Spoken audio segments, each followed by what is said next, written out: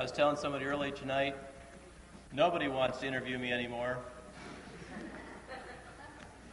I guess they're afraid of what I might say. But I do believe it's time somebody said something, don't you? Just briefly, I traveled light today, and I didn't bring any of my books, but I brought some books that I feel are very important to read.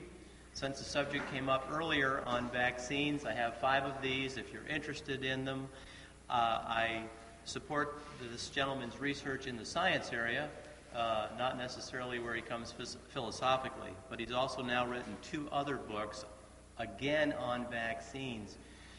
You need to be very watchful and wary of what the government is giving you to help you be healthy, because they really don't want you to be healthy at all. So I have these here. If you're interested, I only have 5. They're $9 a piece, and I'll just set them aside.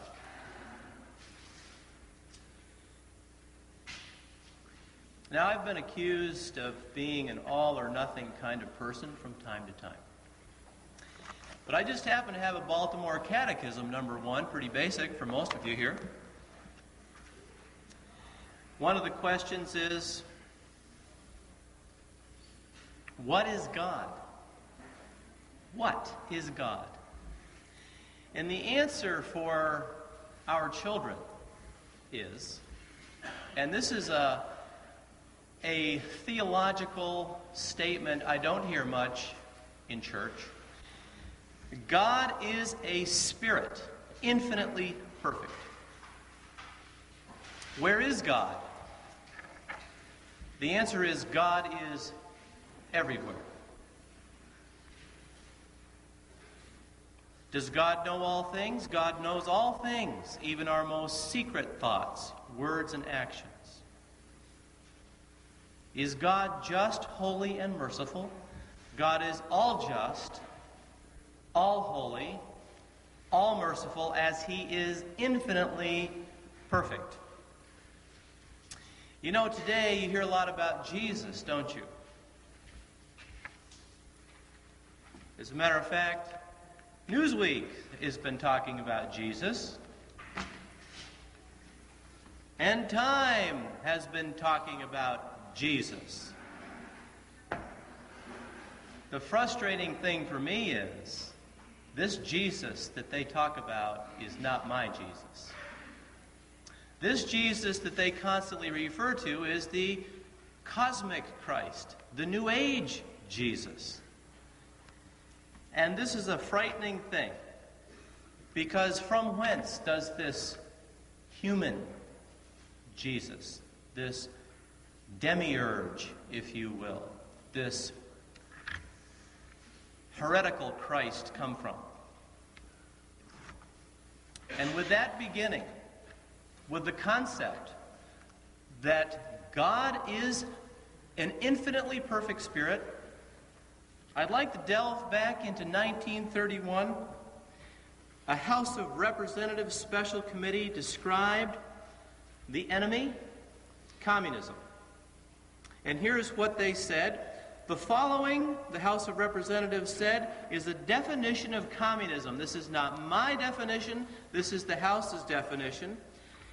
A worldwide political organization advocating 1, hatred of God and all forms of religion.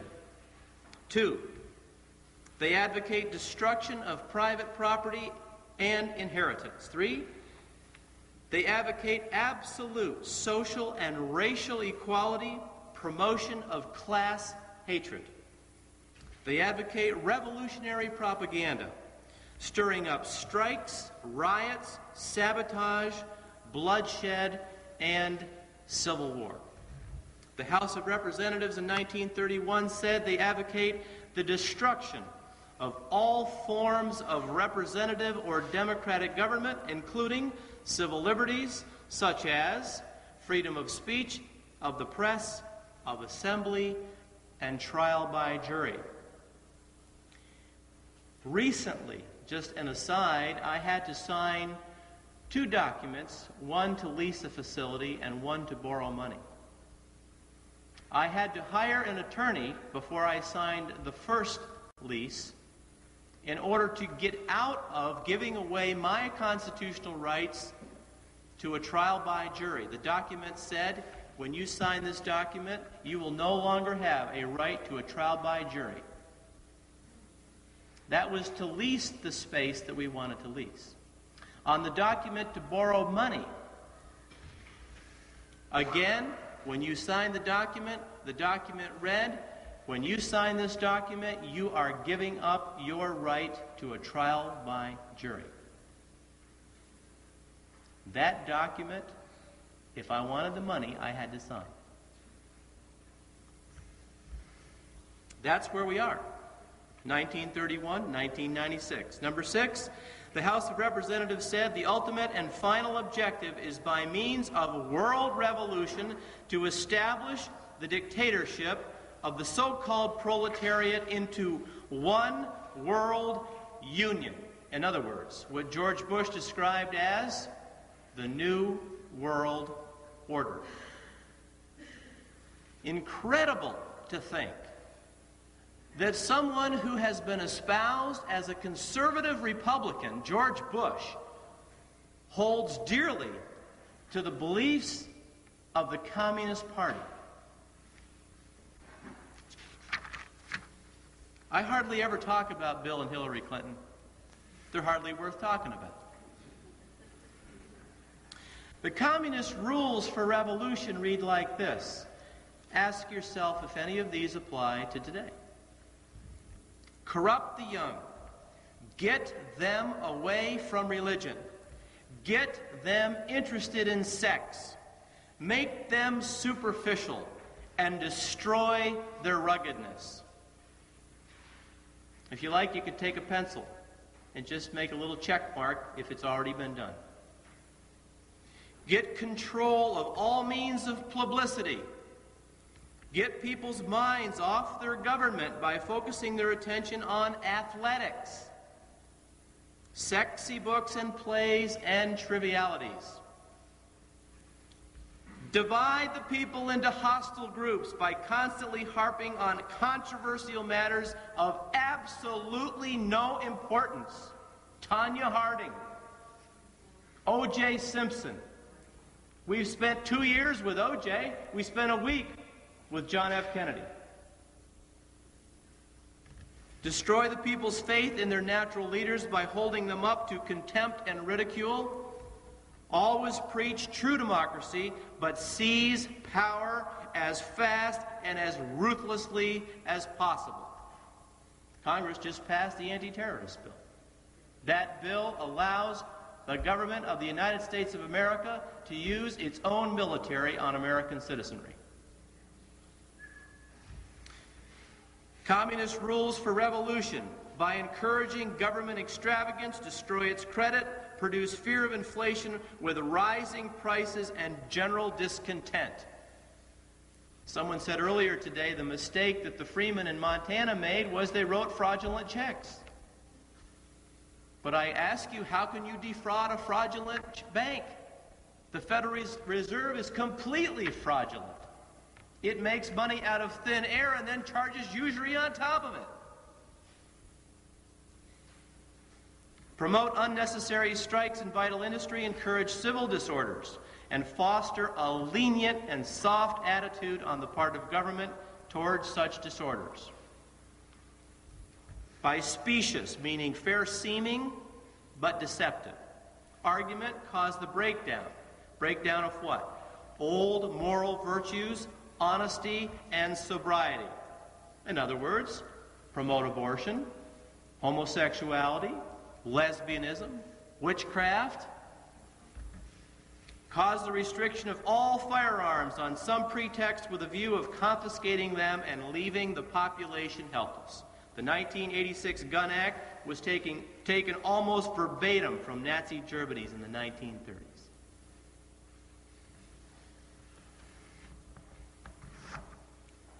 What is communism?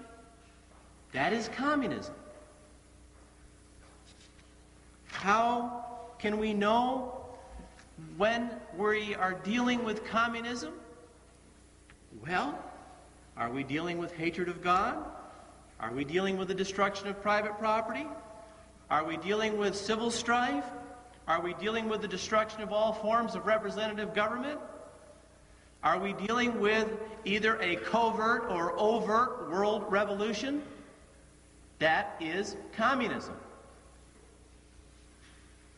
How many check marks have you made so far?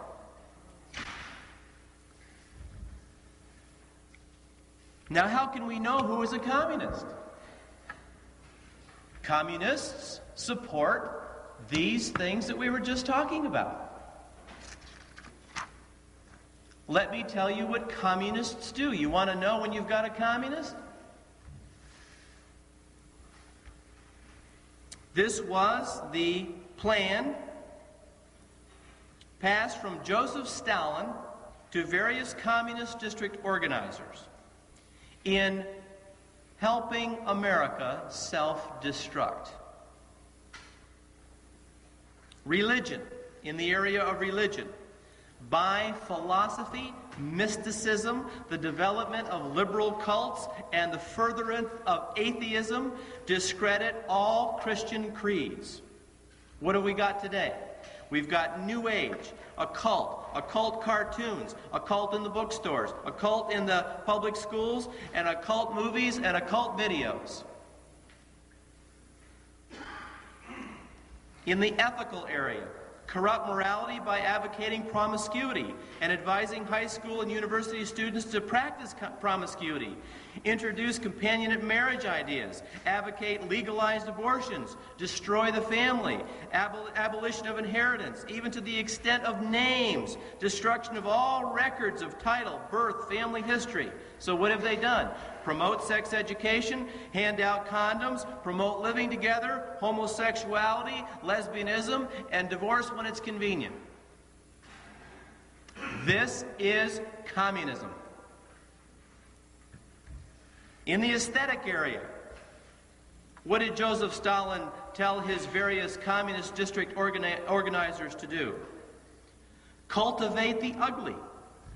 Cultivate futuristic and aberrant art, literature, drama, and music.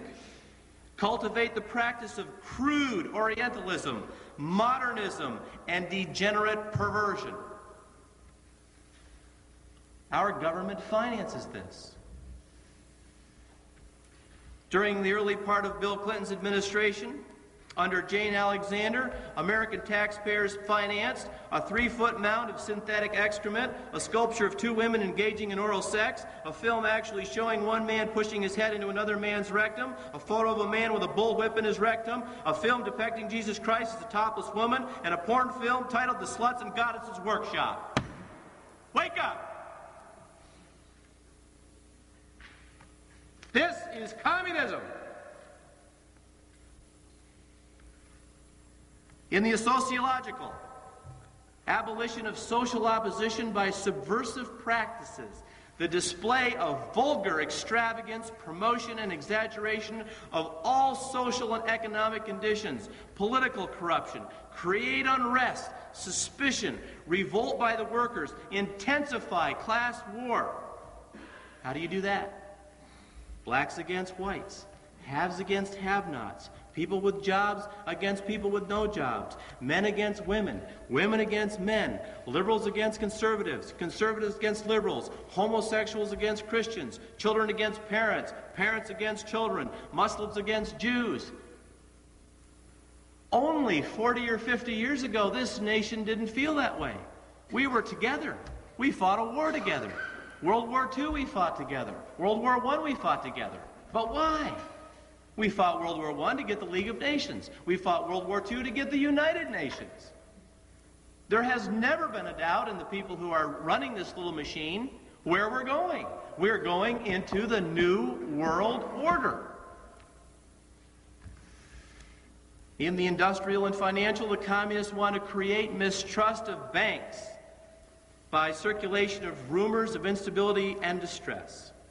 Destroy ideals in craftsmanship. Can you buy anything today that's well made? Everything is junk. Everything is a piece of plastic. You buy a shirt, the button's off in a week. Standardized, cheap, and shoddy. Advocate state monopoly of ownership, even though it's private. Exchange all foreign currency at a slight discount for U.S. gold. Gradually withdraw gold from circulation. It's gone. This is communism. Political. Set up the ideal of thinking internationally. Your House of Representatives knows this. This was Joseph Stalin. Set up the ideal of thinking internationally so as to undermine national patriotism. Weaken all government departments by corruption. Attack all political parties and create suspicion and distrust upon any and all occasions. You know, do we vote Republican or do we vote Democrat? Well, it's up to you. Do you vote for Satan or the devil? Take your pick.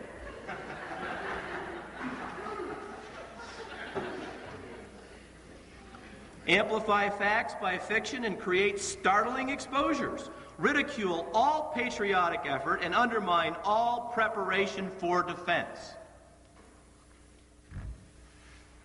Carry out our set policy for world revolution outlined in Reichhoff's position. And what was Reichhoff's position?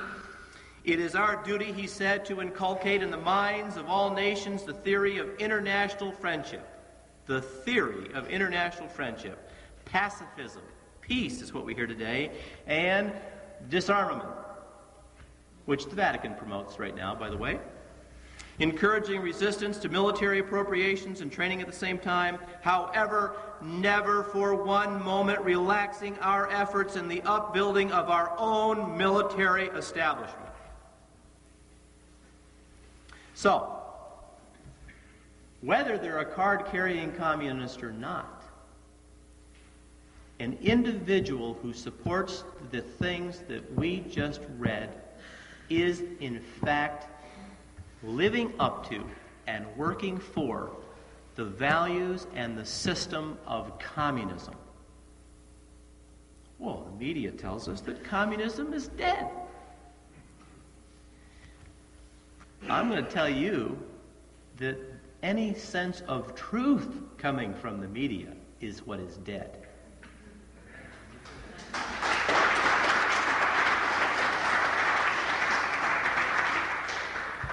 Now, how does communism work? How has it worked in country after country after country after country? In this book, I had to cut out 2 chapters because as I allowed people to read it, I found out that they were not able to just take it in. You see, Catholics have a history too. And most Catholics don't know their history. It's pretty intriguing, though, because Catholics have lived through some of the worst revolutions applied to any group, including those who lived through the German Holocaust, but not one time, but time after time after time. In France, and in Spain, and in Portugal, and in the Philippines, and in Mexico, and in Russia, and soon, I'm sure, in the United States of America. How does it happen? Well, first of all, you get a group of people who, by the rule of law, George Bush told us, I quote, by the rule of law, we will have a new world order. What is the rule of law? Pretty simple. You write the laws. You make up the rules to the game. So now we're playing your game. You know, it just tickles me to hear these call-in shows and hear these people tell the talk show radio host about we the people. We the people what? We the people haven't done anything in this country for 200 years. We're just now figuring it out. We the people have been living in a Masonic republic for 200 years. Hello? Wake up. Now this is the way it goes. You accumulate people in the Congress. You accumulate people in the executive branch who all have the same way of thinking. They rewrite the rule book. And this has been done in country after country after country. And how do they write it? Aha. Well, now let's go back to God momentarily. He's all just, He's all holy, He's all merciful. He is infinite spirit and perfect. You can't see Him because He's spirit. Let me ask you, is God a liberal? You think He's a liberal? You think He's a Democrat?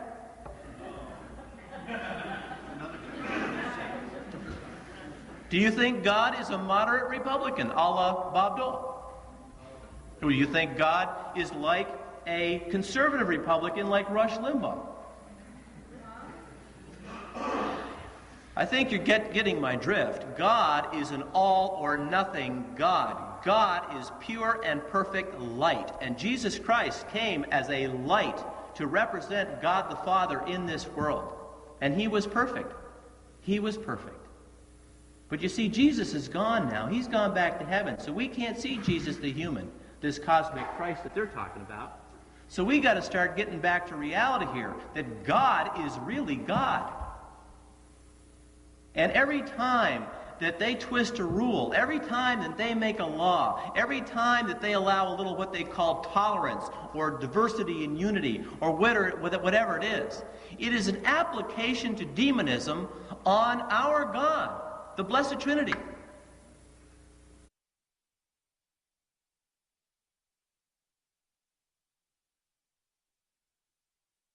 God is all or nothing. He is pure, perfect light. He will not participate in darkness of any form. And that's why He told the Pharisees what He told them. What did He tell them? Your father is the devil. But you don't hear that in church. Now, the difficulty with us is we look at people and we say, well, you look like me. Well, this is the way it used to be. It's not like this anymore. We used to look at people and say, well, he looks like a man, I'm a man, and she looks like a gal, and, she's a gal. I'll tell you why it's not like that anymore, because when I go walking around a mall, I see people with with rings in their nose, and rings in their ears, and rings in their bellies, and rings in their elbows, and I know they don't look like me.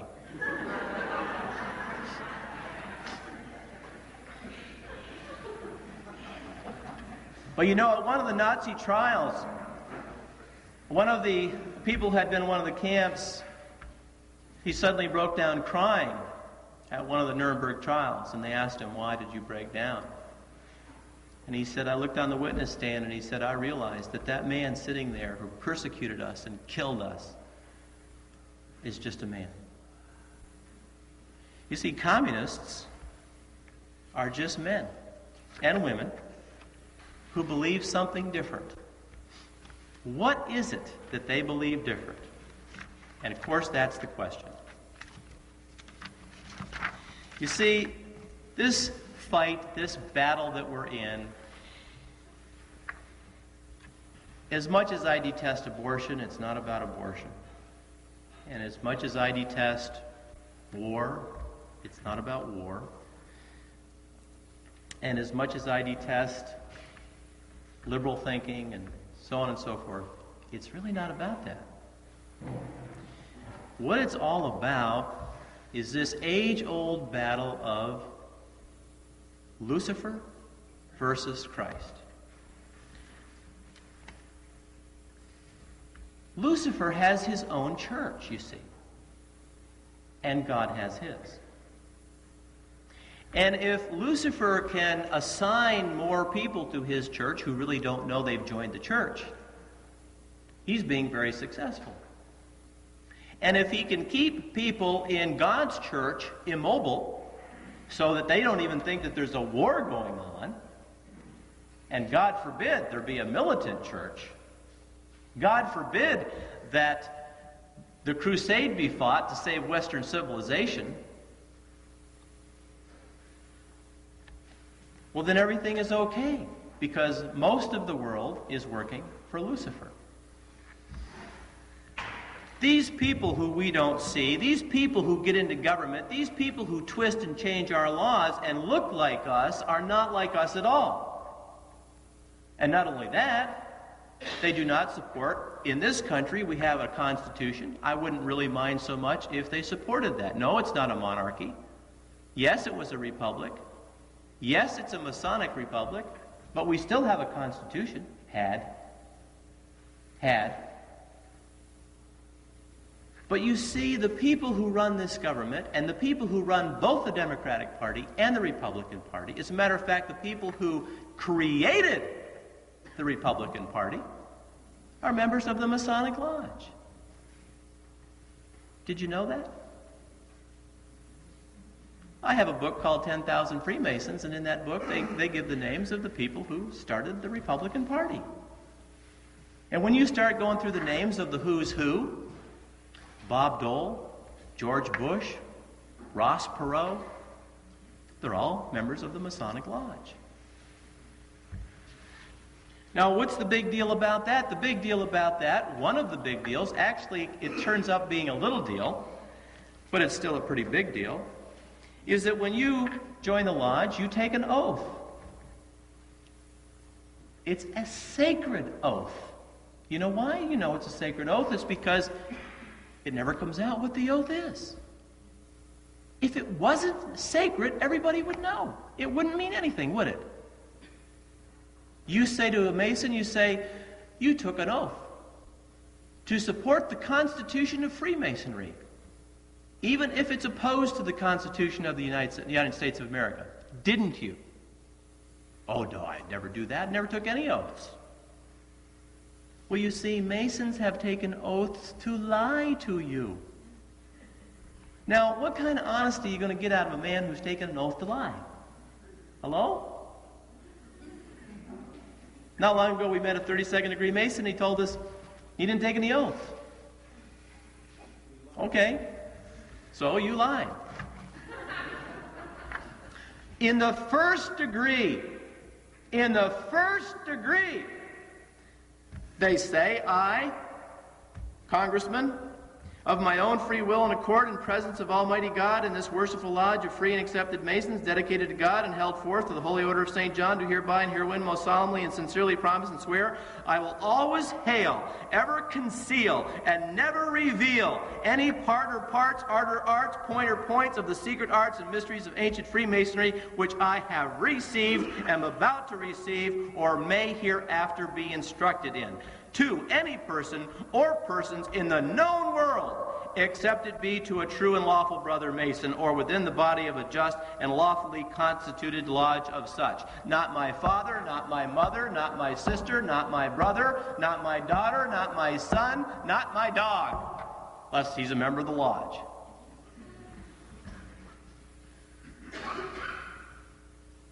In the third degree, the Mason promises, he says, further do I promise and swear I will obey all regular signs, summonses, or tokens given, handed, sent, or thrown to me from the hand of a brother Master Mason. Furthermore, do I promise and swear that a Master Mason's secrets given to me in charge as such, and I knowing them to be such, shall remain as secure and inviolable in my breast as in his own. When communicated to me, murder and treason accepted, and even they left to my election. You wonder why these congressmen run around with their pants down, then pull their pants up and protect this one and protect that one and hide this guy away, give this one his retirement fund, get him out. It's always going to be a cover. These guys have taken an oath to cover. There is no Republican Party. There is no Democratic Party. There never was a party except for the Masonic Party. There is no ABC. There is no CBS. There is no NBC. They all came out of David Sarnoff's RCA, who was a Mason.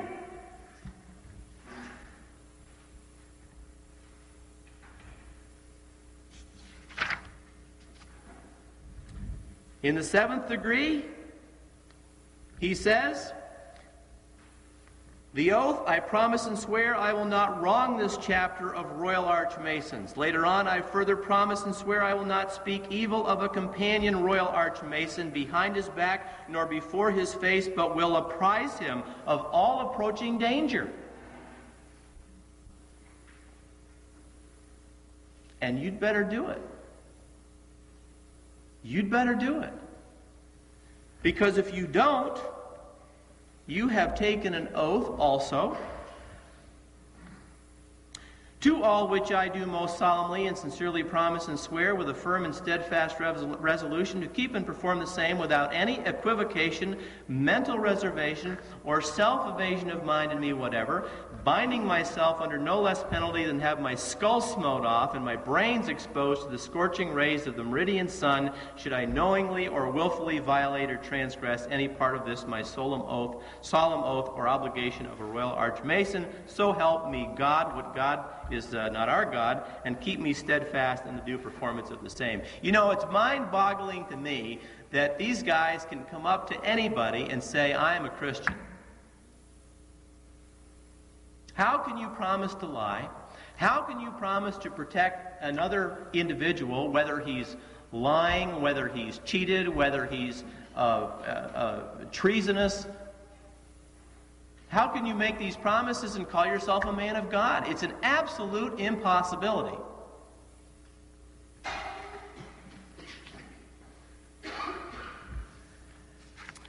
And in the Royal Arch degree, what is promised is that you will bring in under you all of those who also are members of the lodge. So what happens here is, and this is what has happened to this country, the country was founded as a Masonic republic. Everyone who came into government for 200 years has been a Mason. If you look at the architectural scheme of Washington, D.C., which I'll show you later, it's laid out all in Masonic symbolism. For all of David Barton's wonderful tape on what a great Christian country we are, he's missed the complete boat. The ship went out and left him on shore. And someone told me recently the man won't even discuss Masonry. You can't talk about this country without bringing up Freemasonry. I used to say, you can't talk about politics unless you talk about the Council on Foreign Relations. Forget the Council on Foreign Relations. The Council on Foreign Relations is the hierarchy of international Freemasonry. That's all it is. CFR came out of the Royal International Institute, formed by who? Cecil Rhodes. Cecil Rhodes was a Mason. And if you track this thing back, I'll tell you where you end up. Gnosticism. Let's go back to year 300. What have you got? Arianism, yes? Those of you that remember that kind of stuff? Arianism. You know the story of Athanasius? Now, where does the church come into all of this? Why is this church a problem? This church is a problem, the Roman Catholic Church, specifically because it's mystical. It tries to influence people. It promotes structure and order. It has a priesthood. It promotes the Bible. It promotes a true reading of biblical history. It offers sacraments and rites of initiation which conflict totally and completely with those of Freemasonry. The Catholic Church, I'm sorry to have to enlighten some of my Protestant friends, is the complete antithesis of Freemasonry.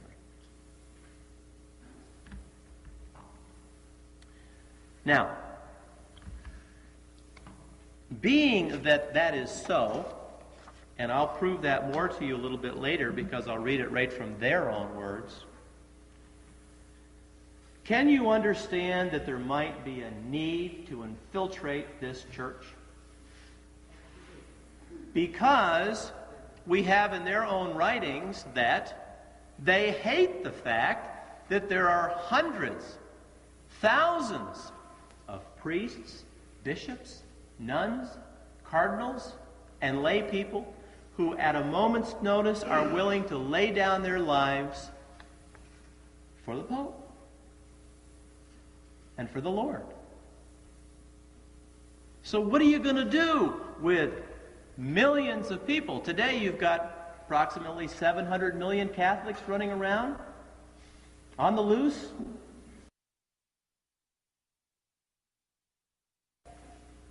That is a very, very, very powerful force of people, 700 million people. Well, a man named Bernard Fay told us that the church has been infiltrated by Freemasons for a long time. In 1723, the Constitutions of the Freemasons, says Fay, spoke of the Brotherhood as having its own Catholic religion. By the way, another aside, when a Freemason named Calles, C-A-L-L-E-S, took over the Catholic Church in Mexico, he thereafter, in a Spanish name, called his church, which he had taken over, the Catholic Church of Mexico. You think the Mexicans know that? No. So when they see the Catholic Church doing crazy things, do they realize that Calles has now put all of his own people in as priests and brothers and cardinals, a la the KGB did in the Soviet Union, in the Greek Orthodox Church?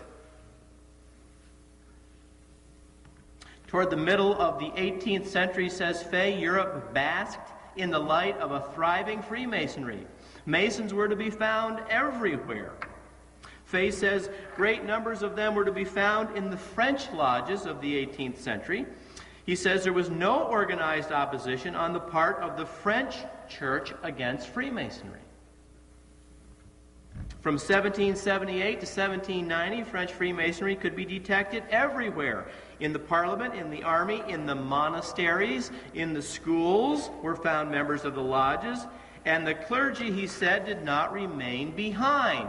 In Fee Camp, there was a lodge entirely composed of monks, get this, Brother Michael, of the nearby Benedictine monastery. We've got to keep our eye on you guys. The Lodge des Neuf Sœurs, 9 sisters, numbered 13 priests amongst its brethren, and 27 other lodges had priests, get this, as worshipful masters. However, the leadership and high functions generally remained in the hands of the high nobility. By that time, the nobles of Europe had become Masons themselves. So, nothing new regarding that. Now, do we have current evidence that a similar thing has happened today? Yes, we do. I have a list here of a number of archbishops, cardinals, and monsignors, prelates, priests, who are, this list goes back to 57, 60s, 70s, and I have another list here of Masons in the Catholic Church.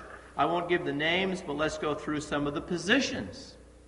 These aren't low-level working agricultural positions, you know.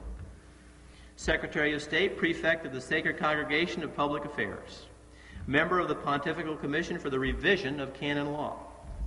Secretary of State to Paul VI. Vicar General of the Diocese of Rome. Controller of all the clergy in the city. Member of the Sacred Congregation of Sacraments and of Divine Worship. Prefect of the Sacred Congregation of Bishops. Prelate of Honor and Secretary to Paul VI. After being excommunicated for heresy, this individual was reinstated by Cardinal Vio, who was the Secretary of State to Paul VI, and who was a member of the OTO, which was Aleister Crowley's secret society. Prefect of the Congregation for Catholic Education. You wonder why they're teaching sex ed in the Catholic schools? This is why. Consultant in the Sacred Congregation of the Propagation of the Faith and in the Sacred Congregation of the Holy Rites. Archbishop of Florence. Consultor of the Pontifical Commission for the Revision of Canon Law. Member of the Pontifical Commission for Russia. You wonder why the third secret hasn't been given? The individual who controls candidates who are likely to be raised to the dignity of cardinal. The head of Catholic schools. Assistant to the Vatican Pontifical Commission for Biblical Studies. And the head protocol officer of the Vatican State Signatura. He controls canon law changes, and the chief of the Office of Secretariat of State. Now, Let's forget all of that for just a moment and be practical. If you had a Holy Roman Catholic Church, what would your expectations be at our present position in time? Well, I don't know what you would expect. Let me tell you what I would expect. First of all, I would expect a cutting away of the Vatican-Moscow alliance. How can the Vatican, if it's holy, abide by the Soviet Union? I would expect to hear some condemnation of the New World Order. I haven't heard a word, have you? I couldn't imagine that the Catholic Church could support the United Nations. Just briefly tap into the United Nations. John Cowles, Advisory Council of the U.S. Committee for the UN in 1959 stated that the traditional American concept of national sovereignty is obsolete. Alger Hiss, communist, went to prison for it, was the first chairman of the United Nations and a member of the Council on Foreign Relations. Felix Frankfurter was one of the founders of the ACLU. William Zoster was head of the U.S. Communist Party. Elizabeth Gurley Flynn was a top Communist Party official. Dr. Harry F. Ward of the Union Theological Seminary was a member of a Communist Front. All for the United Nations. The three attorneys who ruled that the UN was constitutional were members of the Council on Foreign Relations. All of the men who drafted the original proposal of the Steering Committee for the United Nations were members of the Council on Foreign Relations. The U.S. delegation to the United Nations founding in 1945 included over 40 Council on Foreign Relations members.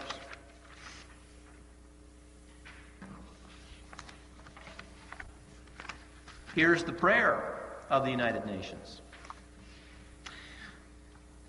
From the point of light within the mind of God, let light stream forth into the minds of men, let light descend on earth. From the point of love within the heart of God, let love stream forth into the hearts of men, may Christ return to earth. From the center, where the will of God is known, let purpose guide the little wills of men, the purpose which the masters know and serve. From the center which we call the race of men, let the plan of love and light work out, and may it seal the door where evil dwells. Let light and love and power restore the plan on earth. Do you know that the United Nations is the home of Lucis Trust? Do you know that the United Nations is the home of Lucis Trust, which used to be called Lucifer Trust? But in the early part of this century, that was a little much for people to take, so they changed it to Lucis Trust. And Alice Bailey, who was head of Lucifer Trust, told her followers, quote, "It must be remembered that the forerunner of all movements which appear upon the physical plane is educational propaganda, which is what has been going on in this country for over a century, and it's why there are so few people here tonight." She said, Alice Bailey, the three main channels through which the preparation for the new age is going on might be regarded as the church, the Masonic fraternity, and the educational field. John Paul calls for the end of sovereignty for the United States and other countries, the end of absolute property rights, the end of gun rights, the new international economic order, the redistribution of wealth and jobs. He calls for nations to trust the United Nations. He calls for total disarmament. He promotes the United Nations as the hope for peace. He promotes UNESCO. To the astonishment of many Catholics, John Paul II told the Director General of UNESCO that since the birth of UNESCO, the Catholic Church has always carefully followed the UNESCO program. You know where UNESCO came from? It came from a man named Archibald MacLeish. Do you know Archibald MacLeish is a member of the Order of Skull and Bones, of which George Bush is a member? Well, let me tell you just a little bit about the United Nations. Secretary General of the United Nations, at one time he was Secretary General, U Thant, quote, praised Lenin as a political leader whose ideals were reflected in the United Nations Charter. Let me read that again, just so you get the full impact of this. U Thant, who was the Secretary General of the United Nations, praised Lenin as a political leader whose ideals were reflected in the United Nations Charter, developed by the Council on Foreign Relations and at this time supported by the Vatican.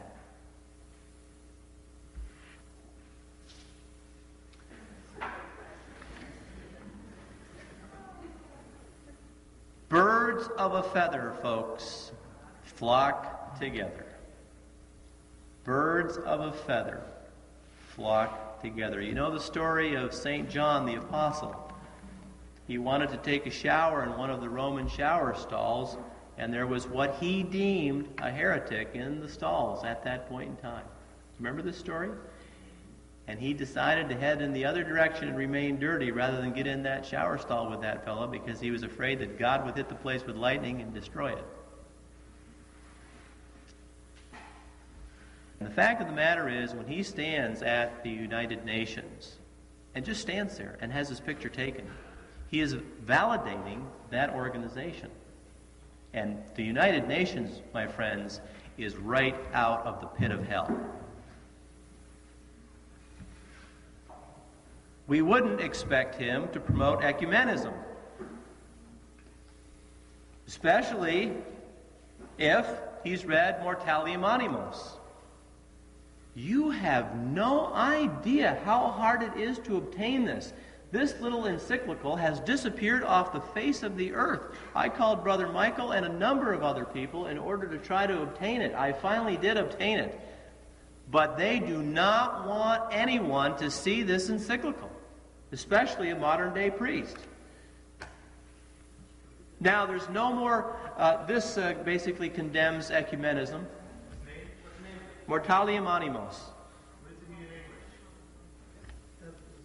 Death of the Soul. On fostering true religious unity. Encyclical of Pope Pius XI, January the 6th, 1928. You get it now? Can't get it right now.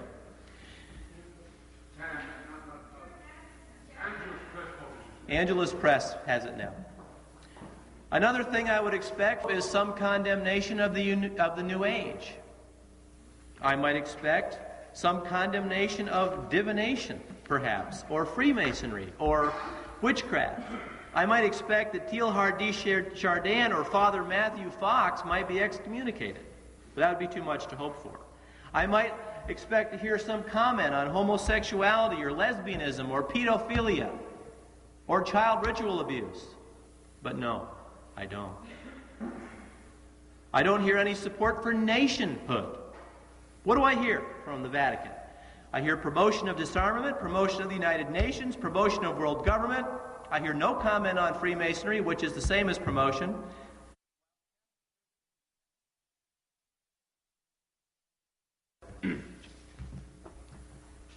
I wouldn't really mind if you called them. They're in Longwood, Florida. The name of the church is called Annunciation. They have a Catholic bookstore. Don't tell them I told you to call. This is the kind of book they sell there. I bought this there. In Search of the Christ Sophia. In Inclusive Christology for Liberating Christians. In a nutshell, what this book says is if you refer to the book of wisdom, you'll find out that wisdom is feminine. Therefore, somehow you can make Christ feminine, and you can have a feminine Christ if you would really like one. And then I bought this book, Thomas Berry and the New Cosmology. I even read these things, believe it or not. And this is nothing but pantheistic garbage, God part of the creation universe stuff. References to Father Matthew Fox, who promotes witchcraft, homosexuality, and lesbianism. If that is what remains of the Catholic Church, there isn't one. But that's not what remains, right? Because there are little twigs springing up all over the place of truth, like this church here. Now, there's a United Nations oath that goes along with being an ambassador to the United Nations. This is the oath that George Bush took in 1971. Most recently, Madeleine Albright took it. I solemnly swear to exercise in all loyalty, discretion, and conscience the functions entrusted to me as an international civil servant of the United Nations, to discharge these functions and regulate my conduct with the interest of the United Nations only in view, and not to seek or accept instructions in any regard to the performance of my duties from any government. Geez, I thought George Bush was American. Or other authority external to the United Nations organization. You remember we described what communism was. If an individual promotes, supports, or works for the values of communism, then you can be pretty sure you got a ringer. Now, I'm not saying that everybody knows that he's a communist. It doesn't matter. It doesn't matter. There are a lot of people out there today working on little self-help books, self-help videos. They're just trying to get ahead in the world. They don't realize that God is not of the world. And there's no one left to tell them because they go to church, they don't hear this. God the Spirit, the infinitely perfect Spirit, the all-just, all-holy, all-merciful, has been watered down to a cosmic human Christ who will not judge mankind and certainly will not condemn mankind. This is the religion of communism. And if they can promote mysticism, the New Age, or some other wacky thing to get people off track, and of course we know it's principalities and powers, right? Then Satan can just take more people to hell with him. Someone I know was on an airplane, and they were sitting next to an individual who was praying for much of the trip. As a matter of fact, she was a pro-lifer. She told my wife, she said, I thought, hey, this is okay. He's not talking to me, but he's praying. And that's good. I'm glad he's praying. She recognized he was praying. Finally, he stopped, and she made a comment to him about how great it was that he was praying. You know who he was praying to? Satan.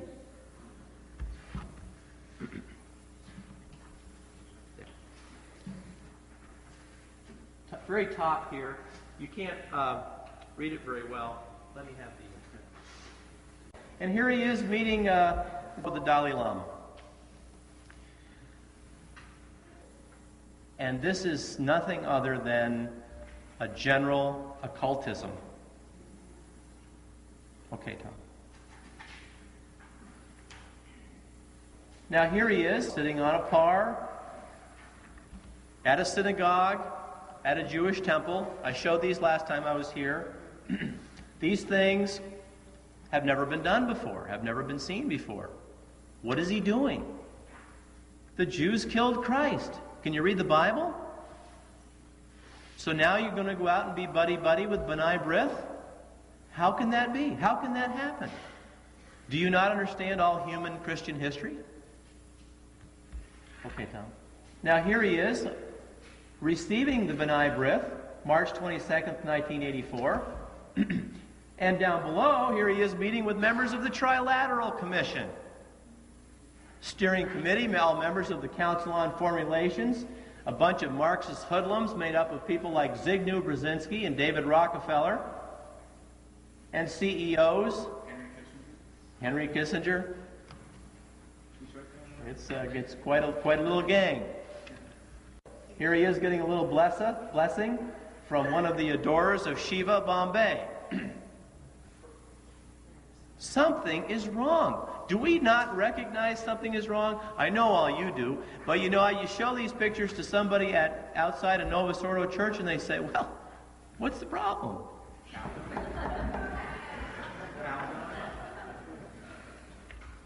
This is at a Buddhist temple. I'll give you the date, May 10th, 1984. Now, this man, Nelson Mandela, I have from a person who would know, is a 33rd degree Mason. Nelson Mandela is also a communist, and Nelson Mandela is absolutely annihilating anything that even remotely looks like Christian in South Africa. This ethnic cleansing that you're hearing about is Christian cleansing throughout the world. And as the Antichrist becomes more powerful, you're just simply going to see more and more and more of it.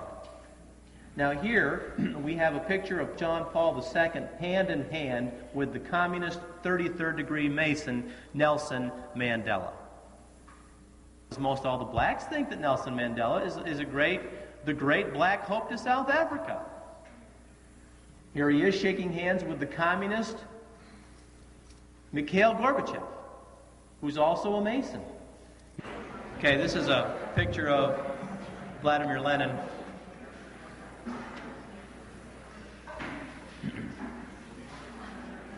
This is the individual whose philosophy the United Nations supports. So says Secretary of the General Youthon. Now I have a book coming out called Unholy Alliances. It won't be in the bookstores, I can tell you right now. And I've got a number of quotes in there on the United Nations. The people who are hanging out at the United Nations are just simply, in a nutshell, one word, they're Luciferian. And I'm just sorry to report that, but that's just what it is. And so all of the people today who are promoting the United Nations and the concept of world government, whether they know it or whether they don't, whether they're doing it for money or whether they're doing it for power or for whatever reason they're doing it, they are promoting the philosophy and the religion of the Antichrist. Now here he is meeting with the World Council of Churches. Now the World Council of Churches was established by Freemasonry in this country to liberalize the fundamental Protestant churches.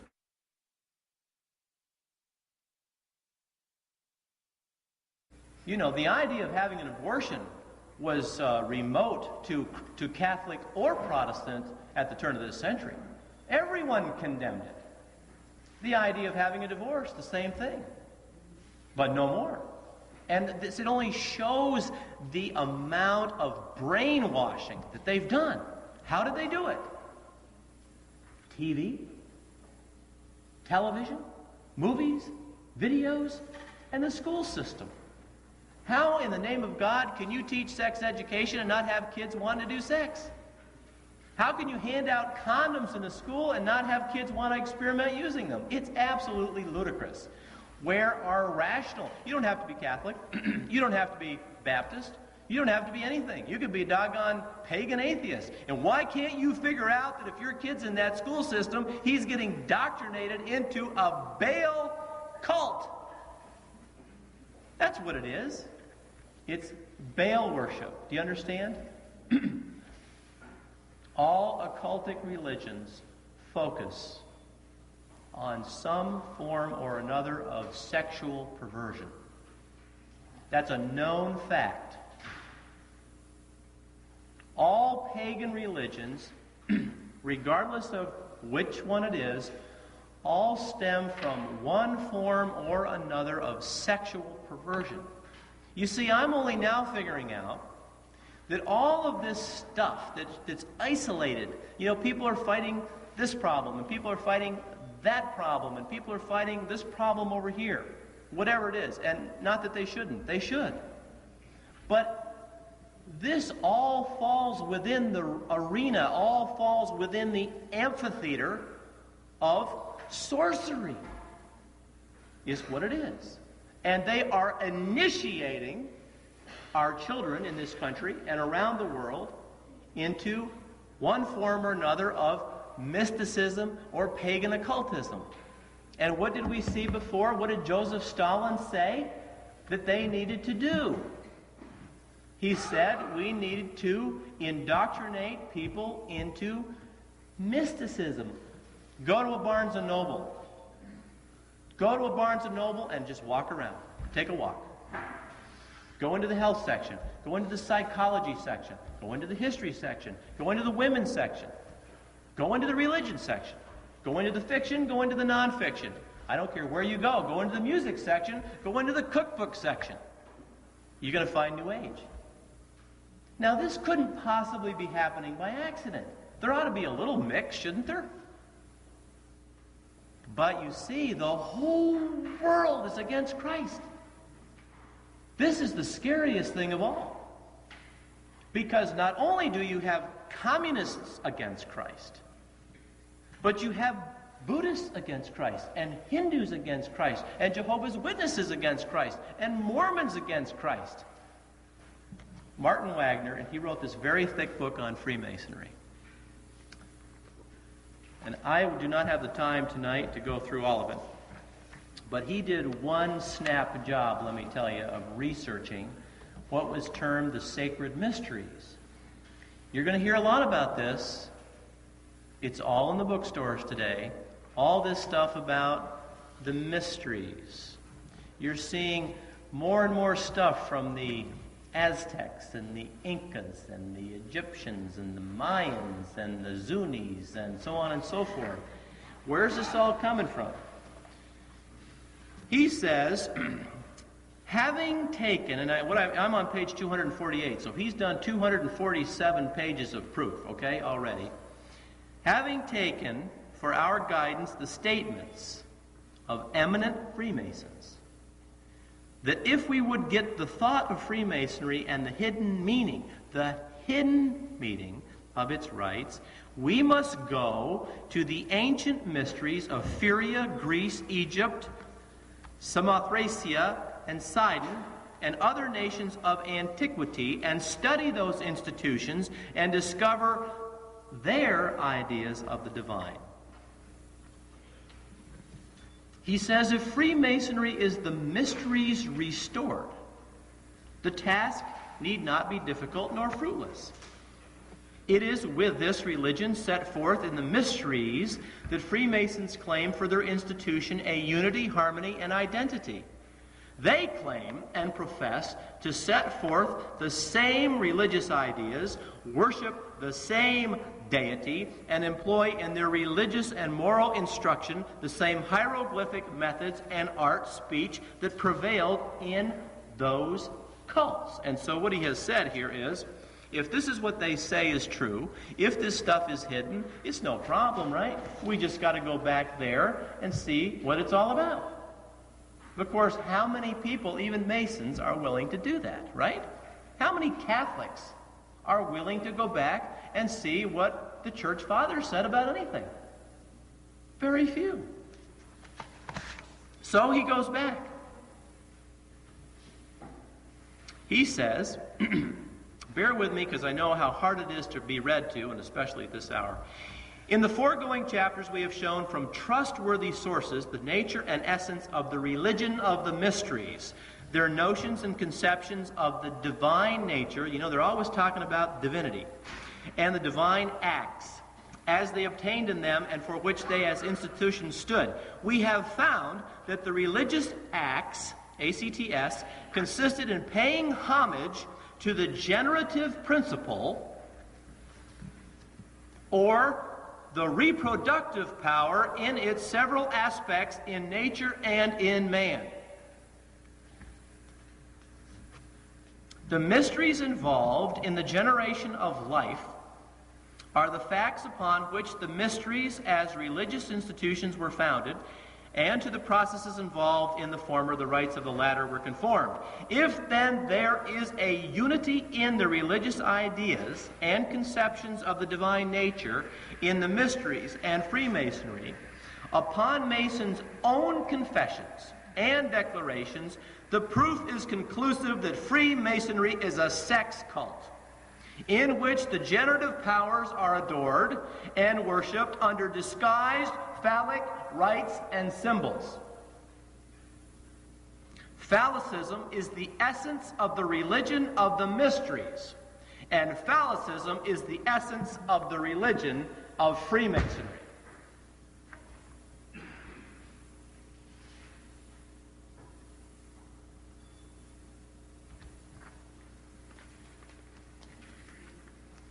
With that in mind,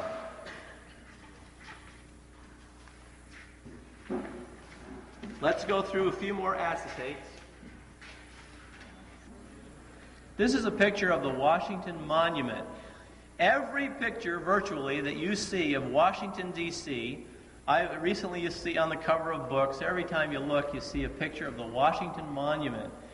This has very, very much importance for members of the occult, because you see, the Washington Monument, to members who understand the occult, they know the Washington Monument is a symbol for the phallus.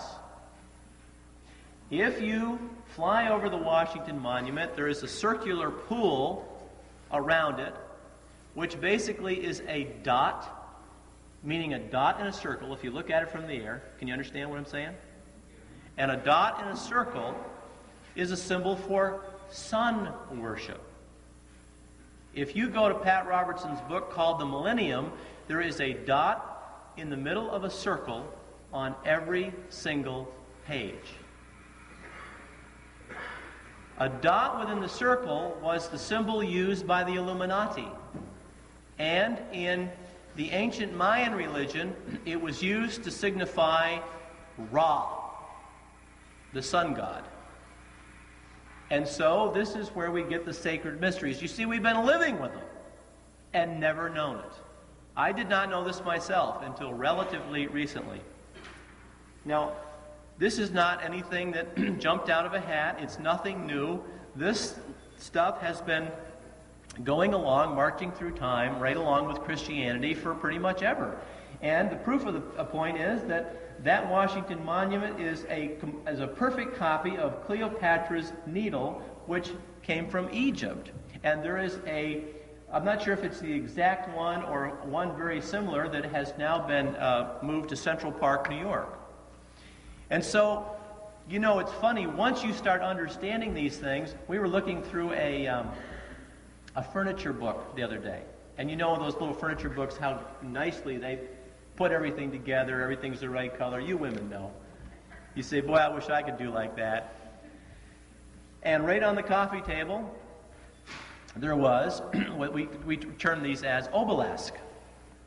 And now we see it on fireplaces behind actors in movies. And we see it here and we see it there. I tell people about these things and they report back, hey, I saw one and it was here. I mean, they're all over the place. But you got to know what these things are. The occult knows. They've known for years. It's high time we figured it out. Okay. I took this picture myself outside the Masonic Temple in Washington, D.C. There's 2 lights outside there. If I keep talking about this, I'll probably take them away. This is the top of the lamp, and right here, I don't think you can mistake it, but you know, if you can't see it where you are over there, come on over. That, folks, is a goat's head. There's no mistaking that. That's not a cow or a moose or a sheepdog.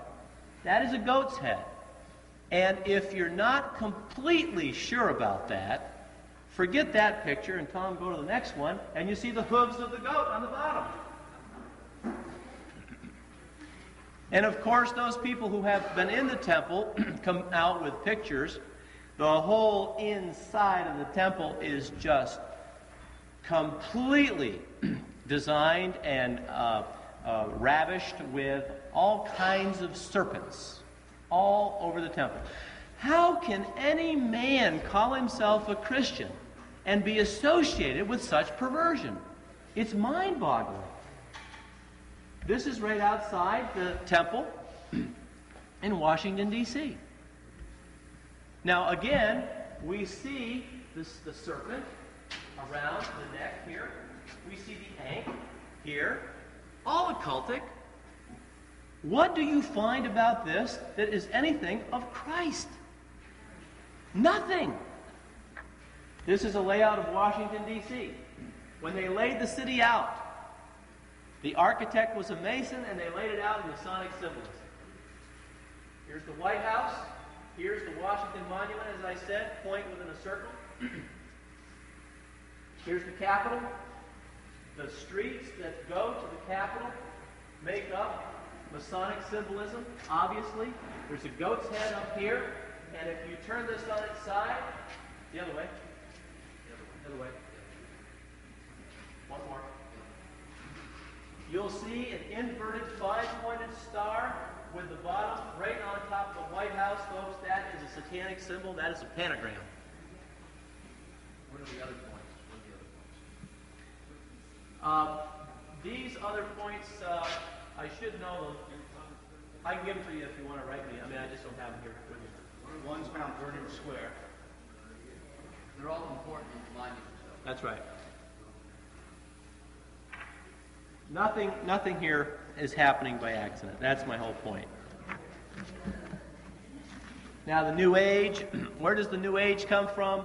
It comes right straight out of the Scottish Rite of Freemasonry.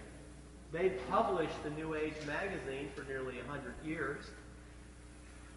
When Paul Fisher wrote that book, Behind the Lodge Door, with almost 1,000 references, they changed the name. Now they call it New Age Journal or something like that. So, the New Age comes from Freemasonry. This is Albert Pike. Albert Pike wrote Morals and Dogma. Morals and Dogma is a very large treatise on pretty much the sacred mysteries of Freemasonry. He talks about Christianity in there, and he mixes it in with Osiris and Isis and the Eleusinian mysteries and just about every religion known to mankind. And this is Madame Blavatsky, whose Theosophical Society, the whole goal of the Theosophical Society was to create a unity among religions. In other words, water down Christianity, make it bland, make it simple, turn it into absolute nothingness, and then mingle it with all of the other religions. And of course, she was a Satanist, a Luciferian. And, you know, what gets me is she says there is no religion higher than truth, right? And here's the serpent eating his tail. You see it? Nazi symbol on top. The serpent eating his tail was the symbol that Benjamin Franklin used. Benjamin Franklin has been considered the greatest proponent of colonial Freemasonry that we ever had. And one of Blavatsky's statements was, what is one to do when in order to rule men it is necessary to deceive them?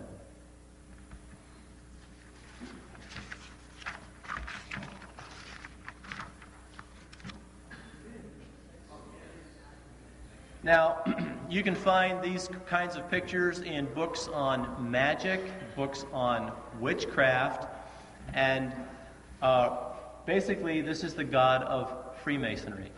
This is the god Baphomet.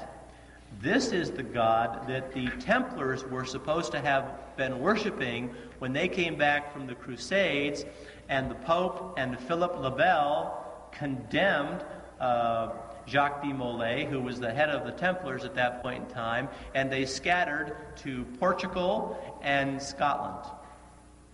Of course, resurfaced later as the organization of Freemasonry.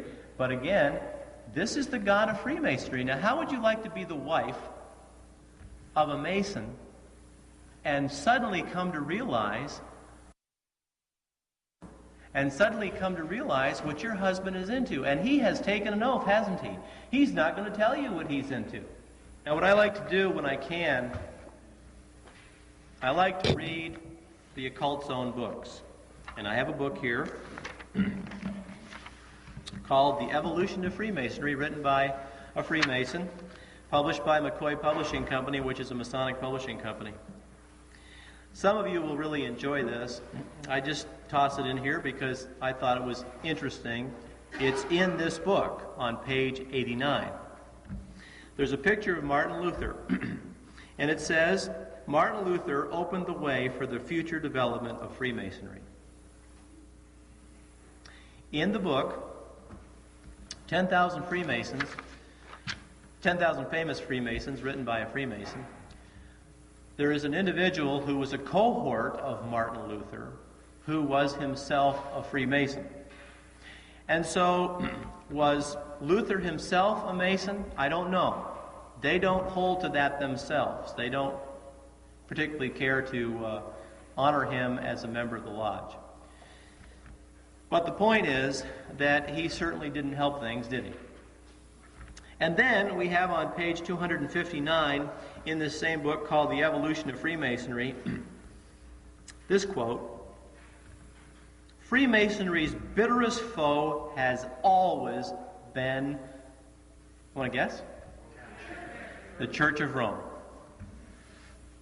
This is the Masons talking. That's why I love this. This is the Masons talking.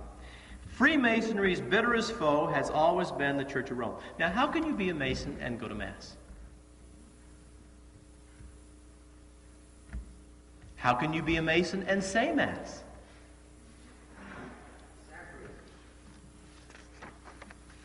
And then they go on, and he tells us about Pope Pius VII, who published a bull against Freemasonry, and Clement XII, who published a bull against Freemasonry, and how Freemasonry confiscated church property and specifically tried to prohibit the administration of the Holy Sacrament. Satan wants to prevent the Blessed Sacrament from being delivered and exposed. I won't get into my whole story, but for a long period of time, although I was brought up as a Catholic, I went in a different direction. And I read the Bible and so on and so forth, but I wasn't going to a Catholic church. When I came back to it, I was kind of looking around for the way it used to be when I left.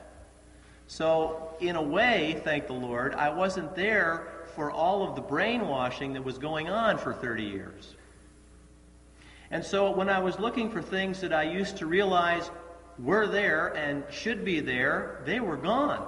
Like an altar. It's gone. Like a railing. It's gone. Like Stations of the Cross. If they're not gone, they're so small you can hardly see them. And the tabernacle. Where did it go? Now what I do is when I walk into a Catholic church, I look for where they hid it. Recently I went to a Catholic church in Florida, and I knew they wouldn't put it on the front altar, so I suspected they might have it over on a side altar, tucked away somewhere. But they didn't have any side altars in this church. So I'm looking all over the place, and I said, I can't see the thing anywhere. So I asked somebody, is this a Catholic church? Yes. I said, where's the Blessed Sacrament? Oh, follow me. So they take me all the way around to the back of the church, through a couple doors, and it's almost like in a closet in the back of the church with a little red light by it. Next thing you know, it'll be out the back door. Somehow or another, I suspect the last days are going to be very, very closely associated with no more proper Mass and no Blessed Sacrament.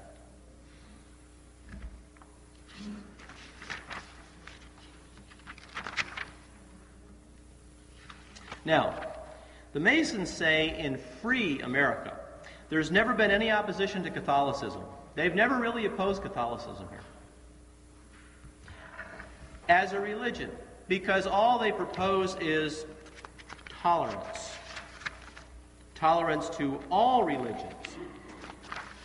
I think I have established, and maybe I've done a poor job of doing it.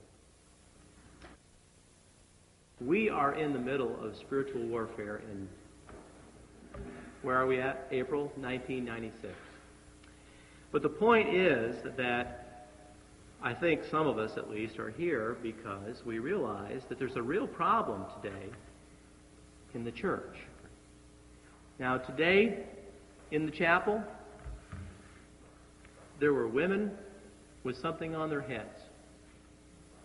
There was a holy priest, and there was a holy mass. There was singing, respectful. There was an aura of reverence, and there was a blessed sacrament. That's what the Catholic Church is. But to people who are on the outside looking in, this is not what they see. They're watching leadership of the Catholic Church meet with members of the Communist Party, like Togliatti in Italy. And they're asking themselves, how can this be? I think we're in the last days. How we got here is anybody's guess, I suppose. But because of the way I study, I think birds of a feather flock together. Those who hate evil, I don't think support it. And those who understand false religions, I don't think hang around with members of the occult. The Lord says, let those who love the Lord hate evil. He says, Psalm 94:16, who will rise up for me against the wicked? Who will take a stand for me against evildoers? In Ephesians 6:8, he says, the Lord will reward everyone for whatever good he does. My parting words to you tonight are, as is said in 2 Thessalonians 2:14, hold the traditions which you have learned. Hate evil. Take a stand. Reprove the works of darkness. Do good. And wait on the Lord. Amen.